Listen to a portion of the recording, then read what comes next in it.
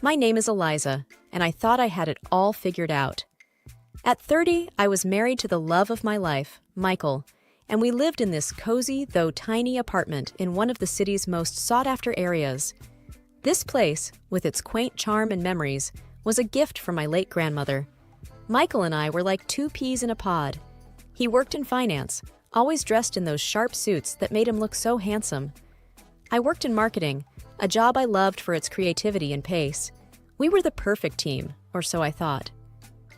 One lazy Sunday morning, as we were having breakfast, Michael brought up the topic of family, a conversation we had danced around for a while. "Eliza, I've been thinking," Michael began, his eyes serious, "about us, about starting a family." I felt a flutter in my heart. "Really? That's great. I've always dreamed of a big family," I replied, my voice filled with excitement. Michael smiled, but it didn't reach his eyes. "I want that too, but let's wait until we have a bigger place. This apartment is too small for a family." I nodded, though a part of me felt a bit disappointed. "You're right. It makes sense. We should sell this place first, right?" "Exactly," he said, reaching over to squeeze my hand. "Once we sell your grandmother's apartment, we can buy a house big enough for, say, 3 or 4 kids." I laughed. 4 kids? That's a mini army. The conversation shifted to lighter topics after that, but I couldn't shake off a feeling of unease. It was like a small cloud on a sunny day. Family gatherings were a big thing in Michael's family. His parents, Robert and Martha, were the warmest people you'd ever meet. They welcomed me into their family with open arms. Then there was Alex, Michael's younger brother, who was married to Sarah. They had 2 adorable kids, but Sarah and I never clicked. She was always a bit cold and distant, and sometimes downright rude.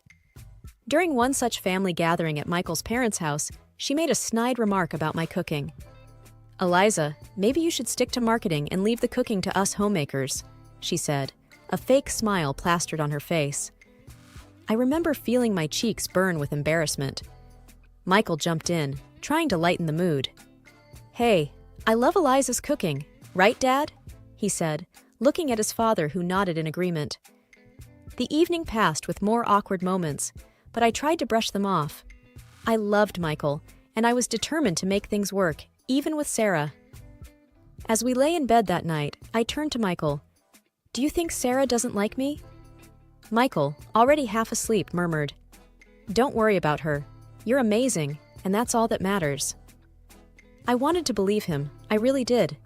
But deep down, I knew that things were not as perfect as they seemed. And little did I know, my world was about to turn upside down. A few weeks had passed since that conversation with Michael about starting a family.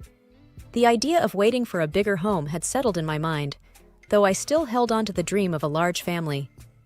It was a chilly December morning, and I was tidying up the apartment while Michael was at work. I decided to clean out the coat closet. It was overflowing with jackets and coats we hardly wore. As I was going through Michael's coats, I felt something in the pocket of his winter jacket. Curious, I pulled it out. It was a receipt. At first, I thought it was just another receipt for coffee or something mundane, but this was different. It was a receipt for a scarlet-colored designer bag from a high-end store known for its romantic gifts. My heart skipped a beat. Could this be for me? I wondered aloud, a smile spreading across my face. Michael had never been the type to splurge on extravagant gifts, but maybe this was his way of showing his love, especially with Christmas just around the corner. That evening, when Michael came home, I decided not to mention the receipt. I wanted to act surprised when he gave me the gift. We sat down for dinner, and I couldn't help but feel a bit giddy. "Michael, what are we doing for Christmas?" I asked casually. He looked up from his plate. "Oh, the usual. Dinner at my parents'. Why, you got something special in mind?" I shook my head. No, just the usual sounds perfect." The days leading up to Christmas were busy with work and preparations for the holidays. But that receipt stayed in the back of my mind. I imagined how that scarlet bag would look with my New Year's outfit. Finally, it was Christmas Eve. We were at Michael's parents' house, the whole family buzzing with festive cheer. Presents were piled under the tree, and I kept sneaking glances at them, trying to spot a bag-shaped gift. Eliza, can you help me with the dessert? Martha, Michael's mom, called out from the kitchen. Of course, Martha. Be right there, I replied, happy to lend a hand. As I helped her with the pie, I mentioned the gift. Michael's been acting a bit secretive. I think he's planning a surprise for me. Martha smiled. That boy always has something up his sleeve. You're good for him, Eliza. The time came to open the gifts. My heart raced as Michael handed me a medium-sized, neatly wrapped box. It didn't feel like a bag, but maybe. I tore open the wrapping paper to find a set of beautiful porcelain dishes. I looked up at Michael, confused. Surprise! I know you've been wanting a new set for when we host dinners, he said, smiling. I forced a smile. They're lovely, Michael. Thank you. But inside, I felt a wave of disappointment wash over me. Where was the scarlet bag? Why did he buy it if not for me? The Christmas dinner at Michael's parents' house was in full swing. The house was filled with laughter, the clinking of glasses, and the warm glow of holiday lights. I tried my best to push the thoughts of the scarlet bag out of my mind and focus on the festivities. Eliza, could you pass the gravy? Alex, Michael's brother, asked from across the table. Sure, here you go, I replied, passing the gravy boat down the table. Michael's parents were beaming, happy to have their family around them. His mother, Martha, always went all out for Christmas, and this year was no exception. The dinner was delicious, and everyone seemed to be enjoying themselves. After dinner, we all moved to the living room for the gift exchange. I watched as Michael's nieces tore open their presents with glee, their faces lighting up with each new toy they uncovered. It wasn't until we were getting ready to leave that I noticed something that made my heart stop. There, slung over Sarah's shoulder, was a striking scarlet-colored designer handbag. It was unmistakable, the very same bag from the receipt I had found in Michael's coat. My mind raced as we said our goodbyes. I couldn't take my eyes off that bag. It was more than just a purse. It was a symbol of something hidden, something unspoken.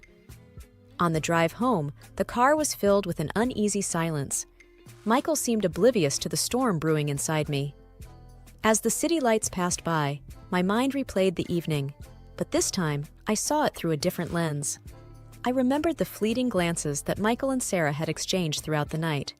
They were subtle, almost imperceptible, but now they seemed glaringly obvious.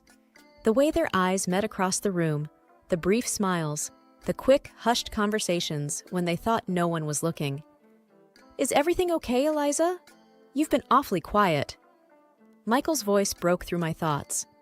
I turned to look at him, 1,000 questions on the tip of my tongue, but I couldn't bring myself to voice any of them, not yet. I'm just a bit tired, that's all, I managed to say, my voice barely a whisper. The rest of the drive home was spent in silence, each lost in our own thoughts. As we lay in bed that night, I couldn't help but feel a sense of betrayal creeping in. The man I loved, the life we had built together, suddenly everything seemed like a fragile facade, ready to crumble at any moment. In the days that followed Christmas, my mind was in turmoil, haunted by the sight of Sarah with that scarlet designer handbag and the subtle glances exchanged between her and my husband, Michael. The nagging feeling in my gut told me something wasn't right. One cold evening, as Michael sat idly flipping through TV channels, I decided to confront him. Michael, can we talk? It's about the bag, I said, my voice betraying a hint of nervousness.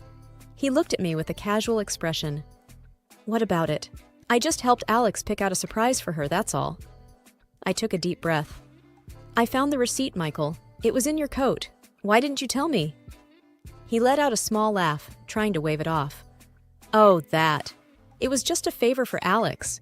You're thinking too much into it, Eliza. His response did little to soothe my suspicions. Later that night, as Michael lay asleep, I mustered up the courage to look through his phone.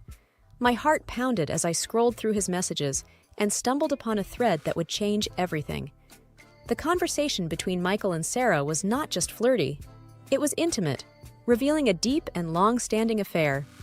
But the true shock came when I read a message where they discussed the biggest secret of all. Alex's children were actually Michael's. The revelation hit me like a ton of bricks. My husband had been in a relationship with his brother's wife, and the children I'd come to adore as my nephews were in fact my stepchildren. I felt sick to my stomach as I read message after message. They spoke of love, of a future together, and, most shockingly, of convincing me to sell the apartment and move the money to a joint account. Tears streamed down my face as the magnitude of the betrayal sank in. I was quick to screenshot the messages, sending them to my email for safekeeping. With a heavy heart, I deleted any trace of my actions from his phone and lay back, my mind spinning with the enormity of the deception. The next morning, I played the part of the unsuspecting wife. Over breakfast, Michael brought up selling our apartment, a conversation we'd had previously. "So, what do you think about the sale? It could be a good move for us." I nodded, my mind racing with plans of my own. "Yes, let's sell it. It's time for a new beginning," I replied, my voice steady despite the chaos within. He smiled, unaware of the storm brewing inside me. That's my girl, always so decisive. Little did he know, I was thinking about my future, but it was a future that was starting to look very different from the one we had planned together. Armed with the bitter truth about Michael's affair and the shock of his betrayal, I knew I needed to act smartly and swiftly. I put on a mask of normalcy in front of Michael while planning my next steps. A few days later, I made an appointment with a lawyer, Mrs. Jenkins, a recommendation from a close friend. Sitting in her office, I felt a mix of nervousness and determination. "Mrs. Jenkins, I have proof of my husband's infidelity, and it's not just any affair. He's been involved with his brother's wife, and their children are actually his," I explained, my voice trembling slightly. Mrs. Jenkins listened intently, her expression serious. "I'm sorry you're going through this, Eliza. Let's go over the evidence you have. We need to plan your next steps carefully." I showed her the screenshots of the messages between Michael and Sarah. She took notes, nodding her head thoughtfully. "This is quite damning evidence. We can use this in your favor, especially in terms of the financial settlement," Mrs. Jenkins said. "However, I advise discretion until we have everything in place. Are you prepared to go through with a divorce?" "Yes, I am. I can't be with someone who's betrayed me like this," I replied, a sense of resolve building within me. Mrs. Jenkins outlined a plan. First, we'd secure my financial assets, especially the money from the apartment sale.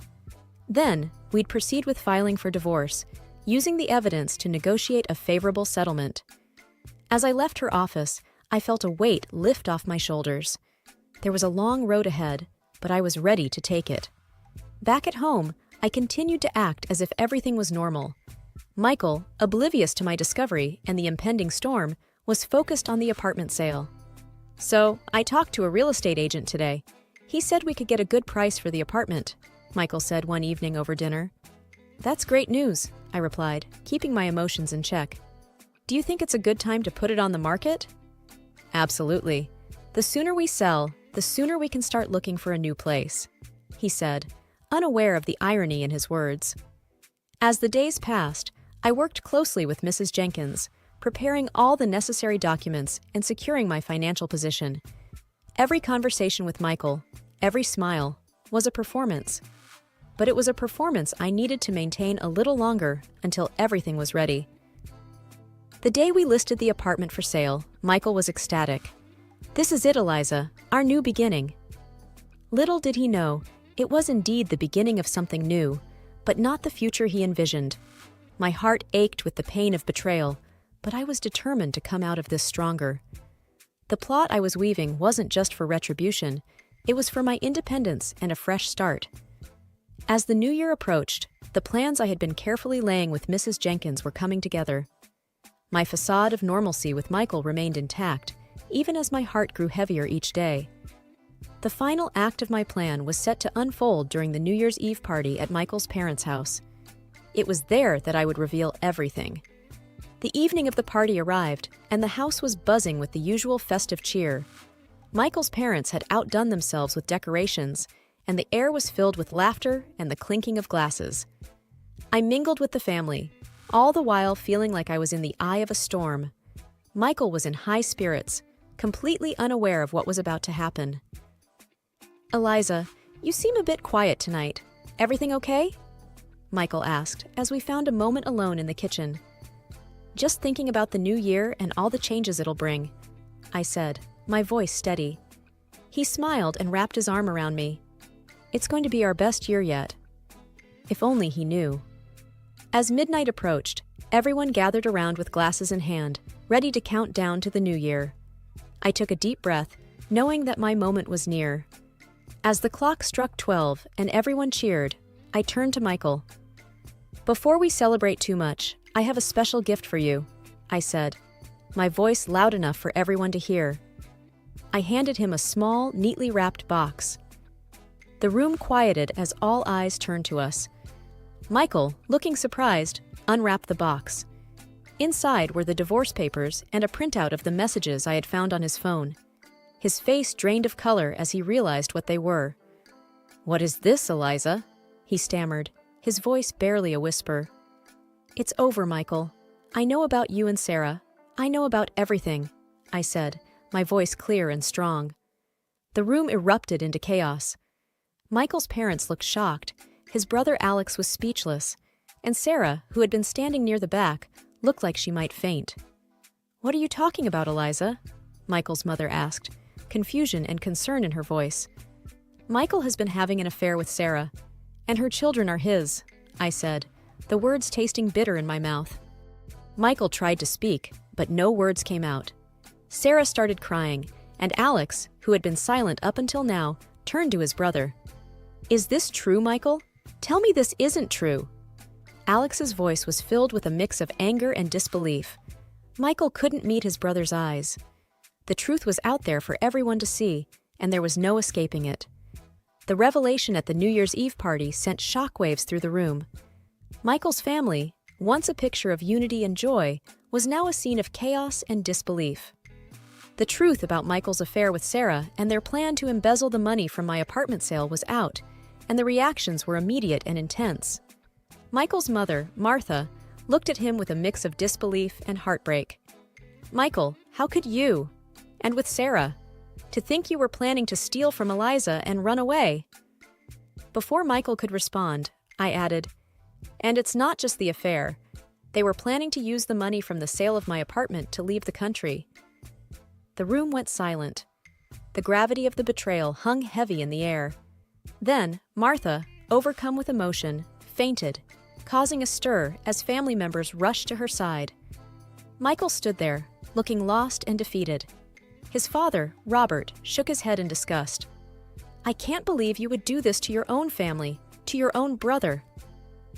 Alex, who had been silent, his face a mask of shock and hurt, finally spoke. "Michael, I don't even know who you are anymore."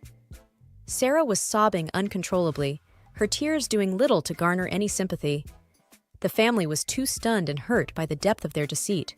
With Martha being attended to and the room in disarray, I knew this was my moment to make my stand. I raised my voice, ensuring everyone heard me clearly. "I am filing for divorce from Michael, and I won't just stop there. I will be seeking financial compensation for this betrayal, from both Michael and Sarah." The words felt empowering to say out loud. It was a declaration of my independence and my refusal to be a victim of their selfishness. Michael tried to approach me, a look of desperation in his eyes. "Eliza, please, let me explain." I held up my hand to stop him. "There's nothing you can say to justify what you've done. You and Sarah have made your choices. Now, you'll have to live with the consequences." The months following the New Year's Eve revelation were a whirlwind. The divorce proceedings were tough, but with each passing day, I felt a sense of liberation growing within me. I was no longer bound to a relationship built on lies and deceit. One sunny afternoon, after finalizing the last of the divorce papers, I sat in a cafe, a cup of coffee in hand, reflecting on the journey I had been through. "You look like you're a million miles away," my friend Clara said as she joined me at the table. "Just thinking about everything that's happened," I replied, offering a small smile. "You've handled it all with such grace, Eliza. I'm proud of you," she said, her eyes full of genuine sympathy. "Thanks, Clara. It wasn't easy, but I feel like I can finally start fresh now," I said, feeling the weight of the past months lift off my shoulders. With the divorce settled, I had kept the apartment and received a significant financial settlement from Michael. As for him, His reputation had taken a severe hit, and he lost his job due to the scandal. Sarah and Alex had also gone their separate ways, with the family ties deeply strained. "I heard Michael moved out of the city," Clara mentioned, stirring her coffee. "Yes, he did. And honestly, I'm relieved. It's easier to move on knowing he's not around," I admitted. "And what's next for Eliza?" Clara asked, a hint of excitement in her voice. I thought for a moment. "I want to focus on myself for a while. Maybe travel, pick up some hobbies that I've been neglecting, and who knows, perhaps even start dating again when I'm ready." "That sounds wonderful. You deserve all the happiness in the world," she said, reaching over to squeeze my hand. As we chatted and laughed, I felt a sense of hope for the future. The pain of the past was still there, a faint scar on my heart, but it no longer defined me. I had emerged stronger and more self-assured. The story of my marriage and its dramatic end would always be a part of me, but it was now just that, a part of my past. Ahead of me lay a path filled with new possibilities and opportunities for growth and happiness. It was the end of one chapter, but the beginning of something new, something entirely my own. A fresh start, a new beginning, and a life that I was ready to embrace fully.